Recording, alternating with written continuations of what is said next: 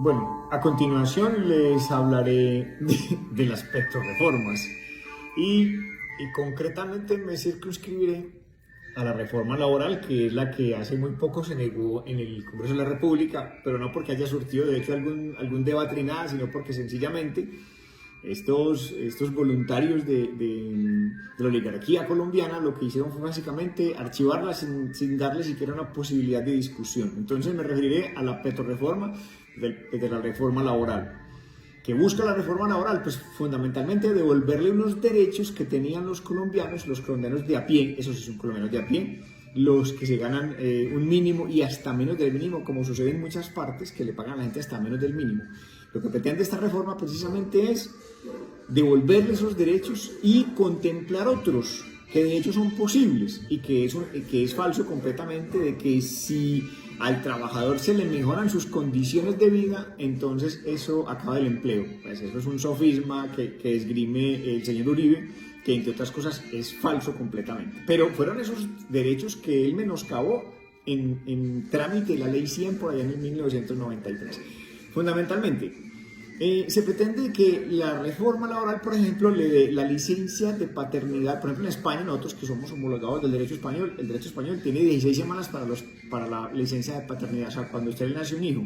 En Colombia son 2 semanas. Se pretende de que la reforma laboral le contemple a los padres de familia 6 semanas. Yo no sé quién se opondría a eso. Que se formalicen el trabajo de las madres comunitarias, o sea, esas madres que han educado prácticamente yo diría que el 80% de los colombianos. Bueno, esas madres comunitarias, bueno, de extractos 1, 2 y de pronto hasta 3, ¿cierto? Pues que esas madres adquieran por lo menos una vinculación laboral, porque ellas trabajan, o sea, es como sin un contrato, trabajan en el aire y a veces muchas no han tenido siquiera la posibilidad de una cotización a su pensión. Otra, por ejemplo, que nosotros teníamos derecho anteriormente, que la jornada nocturna empezaba desde las 6 de la tarde. Con la reforma de la ley 100 empezó a partir o sea, aquí se oscurece a partir de las 10 de la noche. Se pretende que hoy por hoy tan siquiera sea a las 7 de la noche. A su vez, es que se oponen, ¿cómo le parece pues? No falta el colombiano. Se oponen a que usted, por ejemplo, le reconozcan el doble en los festivos y también los domingos, a los dominicales. ¿Para qué? Pues para que usted obviamente cuando trabaja un domingo pues tenga una mejor remuneración. Que el contrato de aprendizaje, sobre todo para los estudiantes, sea un contrato formalizado, o sea, que sea un contrato laboral. No que el que quiere pues le paga y el que no pues simplemente que usted está en un contrato de aprendizaje y por eso pues no es remunerado. No, se pretende que les paguen a los muchachos. O sea, es que además es un derecho, por favor. Todos estos procesos de reformas, y en este caso específicamente reforma laboral, pretenden entonces, como les digo, devolverle la dignidad a los trabajadores. Y hace días yo les decía que en la contratación, por ejemplo, una de las más vulneradas en este tipo de contratación es la mujer.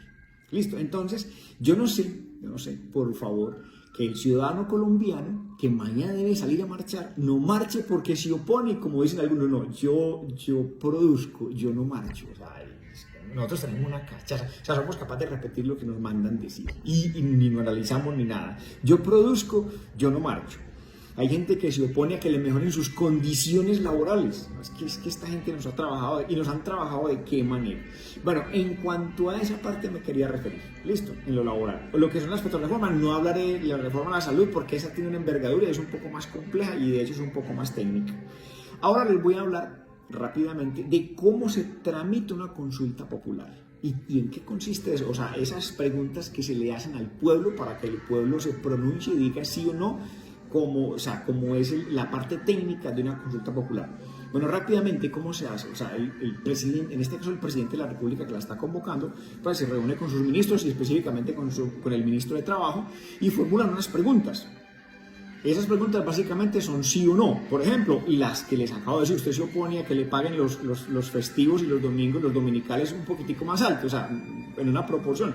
Usted se opone a que la licencia de paternidad no sea de 2 semanas, sino de 6. O sea, le van a preguntar eso, como cuando a él nos preguntaron que si nosotros queríamos la paz, dijimos que no. Aquí nos van a preguntar esto, pero un gobierno diferente, un gobierno por lo menos honesto.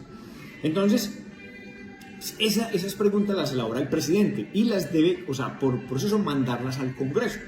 El Congreso las debe de verificar darles una aprobación y de nuevo se remiten a la Presidencia de la República. Ya la Presidencia de la República, a través de la registraduría, convoca precisamente unas votaciones y van a ser los colombianos mayores de edad los que van a decidir sobre ese proceso. Entonces, esa parte es bien importante por el hecho de que si bien no es que el presidente llega y elabora las preguntas y las tira de una vez ante la registraduría y se hace, digamos, la consulta popular, que es parecido pues como a otros procesos democráticos. No, eso primero tiene una revisión por parte del Congreso de la República, en este caso del Senado, y el Senado ya otra vez le da el trámite y se devuelven a la presidencia para que la presidencia surta ese proceso. En eso nos podemos llevar, yo diría que unos cuantos días, tal vez meses, ¿cierto? Pero la idea es que los colombianos se enteren de frente y se hagan las cosas de frente al país, de frente a los ciudadanos que votan. No un proceso que se hace a puerta cerrada en el Congreso y que se legisla básicamente a las 12 de la noche y como se dice vulgarmente, no la clavan toda y si la tienen doblada también la clavan doblada. Ustedes me perdonan la expresión, pero es que es así. Entonces es imposible por ejemplo, que un padre de familia se oponga, que su hijo que terminó en el SENA, a duras penas terminó en el SENA, y que este se oponga a que su hijo le den un contrato laboral, que no lo pongan un contrato de aprendizaje y que no le paguen por eso. O sea, imposible pues, imposible que usted, por ejemplo, hoy por hoy la contratación en Colombia se terceriza. O sea, que una institución como un municipio le da esa contratación a un privado y ese privado se encarga de contratar por el municipio. No, que directamente, ahora dirán, no, es que eso desangra el presupuesto del municipio. No, completamente falso. O sea, por el contrario, esos contratistas, esa tercerización lo que hace es ganarse un montón de dinero sin hacer nada. Pues puta, es que no hacen nada, se ganan un montón de plata y a usted le minimizan su salario y además le pagan menos de lo que le podría pagar el municipio. O sea, no le dicen que es un contrato como profesional, pero en realidad eso no es así. O sea, así sucede. Y yo me imagino que mañana irá a marchar un porcentaje altísimo y esto a su vez mide cómo el colombiano puede estar enterado e informado de cómo se surten estos procesos y a su vez cómo se puede legitimar lo que en un momento nos quitaron como derechos. ¿Y en qué sentido de legitimar? Pues fue que la ley 100 se hizo prácticamente a espaldas del pueblo. Se hizo prácticamente a espaldas del pueblo y el pueblo no se dio cuenta, cuando menos pensó, le quitaron un montón de derechos laborales que se pretenden devolver a través de esta reforma que mañana se va a hacer una convocatoria a ver si la gente apoya. ¿Por qué? Porque mañana precisamente se decide en el Congreso de la República hasta dónde entonces va a avanzar la pretensión del presidente sobre la reforma laboral. Bueno, ese era el video que les quería plantear precisamente para que ustedes primero supieran uno de los, o sea, varios puntos que se van a hacer en la consulta popular a través de la reforma y a su vez cómo se tramita una reforma en este país, o más que una reforma, perdón, cómo se tramita una consulta popular como mecanismo de participación ciudadana. Es con mucho gusto y como siempre les diré, ciudadano que esté informado es ciudadano que toma mejores decisiones. Palabra que sí.